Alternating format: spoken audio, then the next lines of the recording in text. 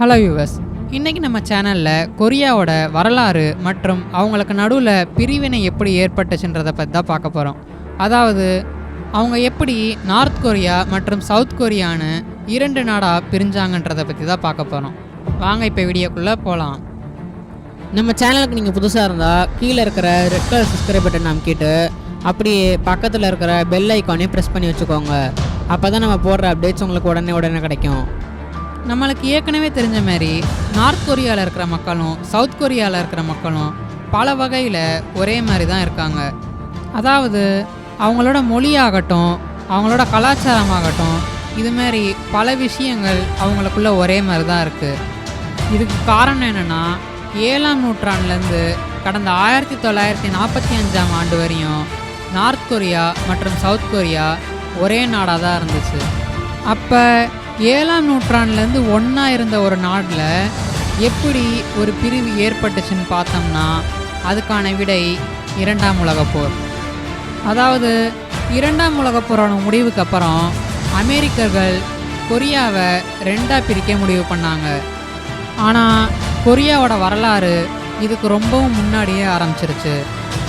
அதாவது கடந்த 1894ஆம் ஆண்டுலேருந்து கடந்த 1895ஆம் ஆண்டு வரை நடந்த முதல் சீனோ ஜாப்பனீஸ் போர் கொரிய நிலப்பரப்பை கைப்படுத்துறதுக்காக சீனர்களுக்கும் ஜப்பானியர்களுக்கும் நடைபெற்றுச்சு.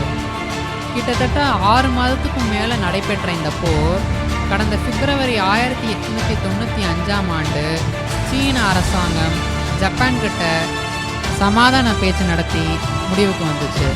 இந்த வெற்றியை தொடர்ந்து கிழக்கேசிய வரலாற்றிலேயே முதல் முறையாக சைனாவை தோக்கடிச்சு ஜப்பான் நில ஆக்கிரமிப்பில் ஈடுபட்டுச்சு. அது மாத்திரம் இல்லாமல் சைனாக்கு ஏற்பட்ட இந்த தோல்வி அந்த காலத்தில் சீன அரசியலில் மிகப்பெரிய மாற்றத்தையும் கொண்டு வந்துச்சு. அதன் பிறகு கடந்த 1904ஆம் ஆண்டு கொரிய நிலப்பரப்பை கைப்படுத்துறதுக்காக ரஷ்யாவுக்கும் ஜப்பானுக்கும் இடையில் ரூசோ ஜாப்பனீஸ் போர்னு சொல்லப்படுற இன்னொரு போர் ஒன்று நடைபெற்றுச்சு. இந்த போர் கடந்த 1905ஆம் ஆண்டு ஜப்பானோட வெற்றியோட முடிவுக்கு வந்துச்சு. இதை தொடர்ந்து கடந்த 1910ஆம் ஆண்டு ஜப்பான் கொரியாவை அவங்களோட ஆட்சிக்கு கீழே முழுமையாக கொண்டு வந்தாங்க. இந்த ஆக்கிரமிப்பு 2ஆம் உலகப் போரோட முடிவு வரையுமே தொடர்ந்துச்சு. அது மாத்திரம் இல்லாமல் ஜப்பான் அரசாங்கம் அந்த நேரத்தில் கொரிய பேரரசாக இருந்த கோஜாங்க பதவி நீக்கம் செஞ்சாங்க.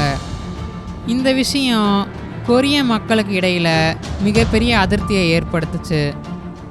அதனால் பலரும் பல இடங்களில் அவங்களோட சுதந்திரத்துக்காக போராட ஆரம்பித்தாங்க. ஆனால் அது எல்லாமே தோல்வியில் தான் முடிஞ்சிச்சு. இந்த காரணத்தினால தான் 2ஆம் உலகப் போரோட முடிவு வரையும் கொரியா ஜப்பானோட ஆட்சிக்கு கீழே இருந்துச்சு. ஆனால் இந்த 2ஆம் உலகப் போரோட முடிவு வரையுமே கொரியா நம்மளுக்கு இன்றைக்கி தெரிஞ்ச மாதிரி 2 நாடாக இல்லாமல் ஒரே நாடாக தான் இருந்துச்சு. ஆனால் 2ஆம் உலகப் போரோட முடிவுக்கு அப்புறம் போரில் வெற்றி பெற முடியாத ஜப்பான் அவங்கள எதிர்த்து நின்ற கூட்டணியான அமெரிக்கா, பிரிட்டன் மற்றும் சோவியத் யூனியன் கிட்ட செப்டம்பர் 2, 1945ஆம் ஆண்டு சரணடைஞ்சிடுறாங்க. அதன் பிறகு இதில் வெற்றி பெற்ற கூட்டணியான அமெரிக்கா, பிரிட்டன் மற்றும் சோவியத் யூனியன் ஜப்பான் கிட்ட அவங்க ஆக்கிரமிப்பு செய்த அனைத்து நிலப்பரப்புகளையும் கொரியாவை முதல் கொண்டு அவங்களோட ஆக்கிரமிப்புலேருந்து விடுவிக்கணும்னு உத்தரவு போடுறாங்க. அதனால் வேறு வழி இல்லாமல் ஜப்பான் இந்த நிபந்தனைக்கு ஒத்துக்கிட்டு அவங்க ஆக்கிரமிப்பு செய்து வச்சுருந்த நிலப்பரப்பு அனைத்தையும் விடுவிக்கிறாங்க. இதை தொடர்ந்து இந்த போரில் வெற்றி பெற்ற இந்த கூட்டணி கொரியா அவங்களோட பாதுகாப்பு கீழே ஒரு சுதந்திர நாடாக இருக்கும்னு சொல்லி அறிவிக்கிறாங்க. இந்த நேரத்தில் தான் கொரிய நிலப்பரப்புலேருந்து ஜப்பான் இராணுவம் பின்வாங்குதான்னு சொல்லிட்டு கண்காணிக்கணும் அப்படின்ட்டு அமெரிக்கா கொரியாவை 30th parallelன்ற லைனை கொண்டு 2ஆக பிரிக்கிறதுக்கு முடிவெடுக்கிறாங்க. இதை ஒத்துக்கிட்ட சோவியத் யூனியன் நார்த் கொரியாவை அவங்களுக்கும் சவுத் கொரியாவை அமெரிக்காவுக்கும் பிரித்தாங்க.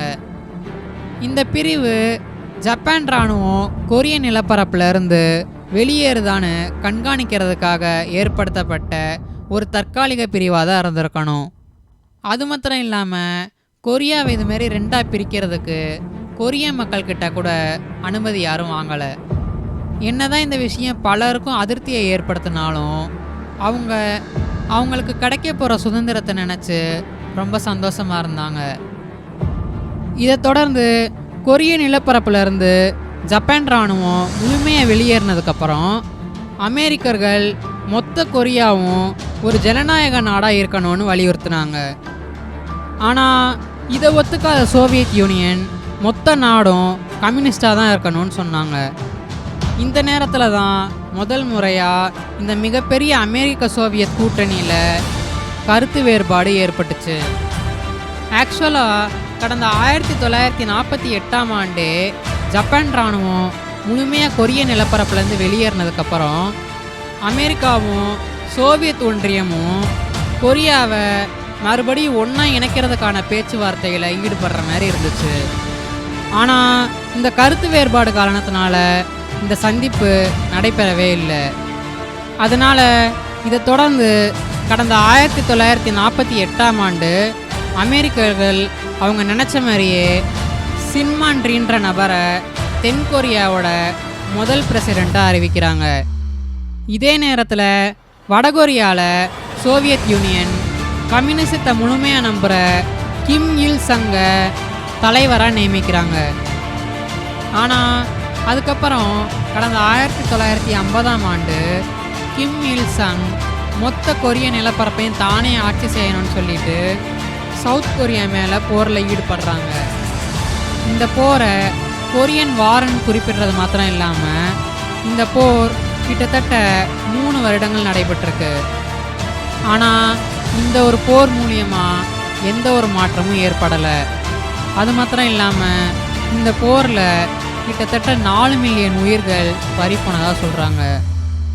அதனால தான் இதுக்கு மேலேயும் எந்த ஒரு உயிரிழப்பும் ஏற்படக்கூடாதுன்ற காரணத்தினால நார்த் கொரியாவும் சவுத் கொரியாவும் கடந்த 1953ஆம் ஆண்டு டீமிலிட்டரைஸ் ஜோன் மூலியமாக பிரிக்கப்பட்டுச்சு. இந்த ஒரு பார்டர் தான் கடந்த 1953லேருந்து இன்னைக்கு வரையும் நார்த் கொரியாவையும் சவுத் கொரியாவையும் 2 வெவ்வேறு நாடாக பிரித்து வச்சுருக்கு. அது மாத்திரம் இல்லாமல் இப்போ நீங்கள் இந்த வீடியோவை பார்த்துக்கிட்டு இருக்க இந்த நேரத்தில் கூட கிட்டத்தட்ட 28,500 அமெரிக்க இராணுவ வீரர்கள் தென்கொரியாவில் நிறுத்தப்பட்டிருக்காங்க. இவங்க இருக்கிற இந்த இடத்த கேம்ப் ஹம்ப்ரீஸ்ன்னு குறிப்பிடுறது மாத்திரம் இல்லாமல் இந்த ஒரு இடம்தான் அமெரிக்காவுக்கு வெளியில் உள்ள மிகப்பெரிய அமெரிக்க இராணுவ தளமாக இயங்குது.